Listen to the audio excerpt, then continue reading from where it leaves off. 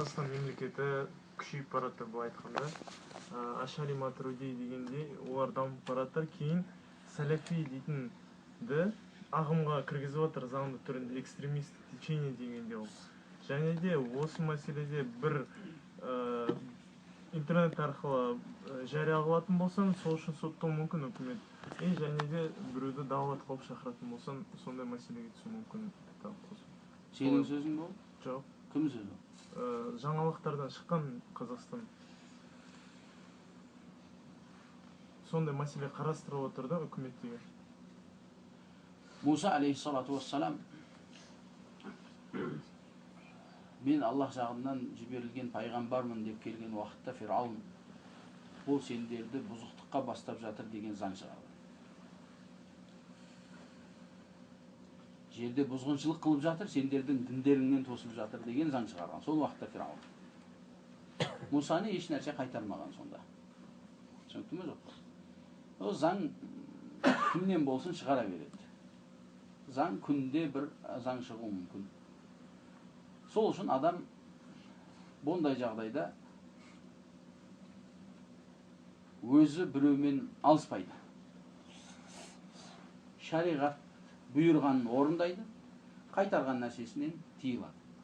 Сенің атың сәләфи ма, сәләфи емес пе, біз айтпаймыз. Сен өз атыңды сәләфимін деп айтпағанша әхлі сүннадан болмайсың деп.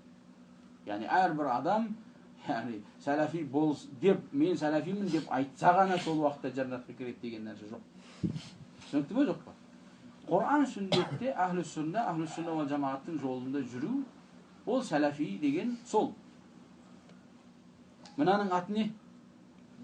Жүз, бет. Бұл не деп айтылады біздің тілде? Яғни грамматикада синоним деп айтылады. Солай ма жоқ?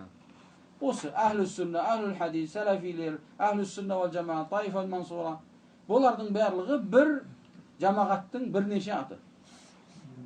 Түсінікті ме жоқ па? Сен өзіңді әхлі сүнна деп айт, сәләфи деп айт, басқа деп айт. Барлығы бір мағынада. Түсінікті ме жоқ па? Сол үшін пәленші заң шығарады, түгенші заң шығарады. Ол заңдардың қаншасы өтірік, қаншасы шын. Шығарылып жатқан заңдардың қаншасы жұмысқа атқарылып жатыр, қаншасы топырақтың астында қалып кетіп жатыр. Ол және бір қанша. Сол үшін сен шариғатқа қарсы болмаған жерде заңға қарсы келме. Заңға қарсы келме ешқашан. Түсінікті ме? Біз білеміз, патшалар айтқан өкім үш түрлі болады. Өкімет жағынан шығарылған өкім не болады? Үш түрлі болады. Біріншісі, Аллах бұйырған нәрсеге бұйырады, қайтарған нәрсесінен қайтарады. Бұл Аллах бұйырған нәрсеге бұйырса, одан да күштірек бұйрыққа айланады бұл. Аллах қайтарған нәрсеге қайтарса, және күшті қайтарылған өкім болады. Оған мойынсыну сөзсіз не ол? Уажib. Намазға бұйырса, зинадан қайтарса, арақтан қайтарса, зекетті бер деп талап етсе сенен, бересің. Екінші шығарылған заң, ол не? Шариғат бұйырмаған, одан қайтармағанда, бірақ шариғатқа қарсы емес. Түсінікті ме? Шариғат ол заңға бұйырмағанда, ол заңды бұйырмағанда, одан не? Қайтармағанда, бірақ соменен бірге шариғат оған қарсы емес. Мысал айтады, сағат 12-де бүткіл дүкендер жабылсын, сату мүмкін емес. Кім сатса штраф аламыз дейді. Сен не қыласың ол заңға? Мойынсынасың. Азанда сағат 8-де жұмыс басталу керек. Кім кешіксе, ода мынандай. Сен мойынсынасың. Мынандай товарды алып келіңдер, мынандай болмайды. Мұбах нәрседен қайтарып жатыр. Сен сағат 1-де түнде киім сатсаң, ақың бар ма жоқ па дүкенде? Жоқ. Яғни, жалпы ақың бар ма саудаға? Мұбах нәрсе.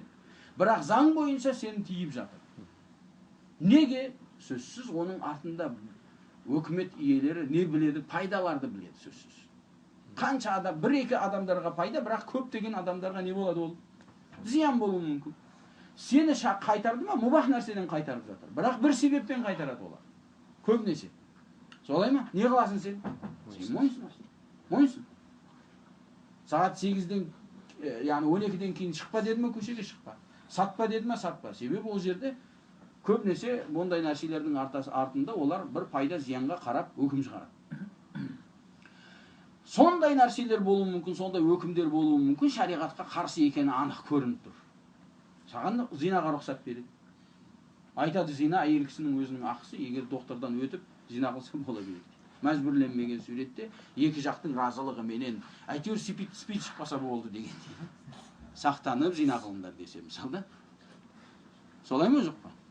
Мектептерде үйретеді екен, кейбір мектептерде. Зина қылудан қайтармайды екен де, сақтанып зина қылуды үйретеді екен. Түсінікті ме жоқ па? Зина қылудан қайтармайды да, сақтанып бағана, көтеріп қалмау үшін ғана. Артынан спид болып кетпеу үшін ғана. Ол арам болғанда, ол рұқсат бергендігі үшін мүмкін болып қалмайды. Уажиптен қайтарса, арамға бұйырса, шариғат өзгермейді. Бірақ біз сол себептен не қылмаймыз? Мұсылман патшаға қарсы келмейміз. Түсінікті ме жоқ па? Ол білмей қалған шығар, біреу қате түсіндірген шығар. Соған оқсаған 100.000 үзір бар өзі. Бізге ол ар жағы қараңғы, себебі біз олармен жолығатын адам емеспіз. Жолыққанда айтуға мүмкіншілігі бар адам айтады оны. Түсінікті ме жоқ па? Алхамдулиллах десен, сондай жолығатындардан емессің сен. Жолық қалсаң не болатын, Аллаху алам, сен естісіз болсын. Алла сақтасын. Мүмкін сен де арамды адал қылып жібересің бе? Түсінікті ме?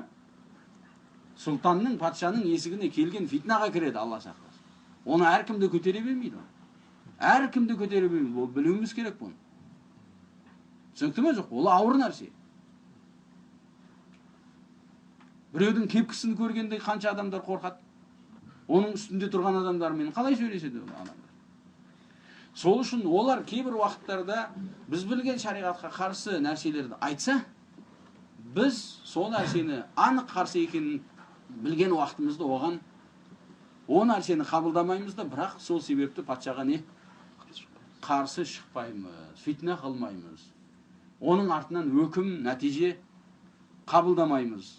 Біз білгеніміз кімде-кім өз әмірінен, патшасынан жаман нәрсе көрсе, не қылсын деп жатыр? Нәби саллаллаху алейхи ва саллям, жек көрсін дейді. Түсінікті ме жоқ па? Біз патшалардан не нәрсені көрсек, шариғатқа қарсы нәрсені, қарсы сөзді естісек, не қыламыз? Жек көреміз. Сол амалды жек көреміз. Түсінікті ме жоқ па? Бірақ оған қарсы келмейміз. Вала янза ядан мин та'a. Фальякрах, жек көрсін, бірақ оған қарсы шықпасын деп жатыр Расул саллаллаху алейхи ва саллям. Көтеріліс қылу, оны жамандап, жариялап, газетаға жазу, мазақтап, немесе басқа қылып, интернетке шығарып, оны балағаттау, жоқ, насихат бабы ашық. Қолынан келгенше насихат қыла бер. Амма оны айыптап, жариялап, елдердің арасында оны абыройын аяқ асты қылып, құрметсіз қылып, адамдар үшін бір тиын қымбат адам сияқты қылып көрсету, ол дұрыс емес.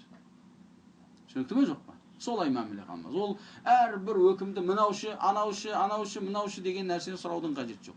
Біз айттық. 1, 2, 3. Сен түсінбесең, түсінбеген жағдайыңда түсінетіндерден сұрап ал. Болды. Айт.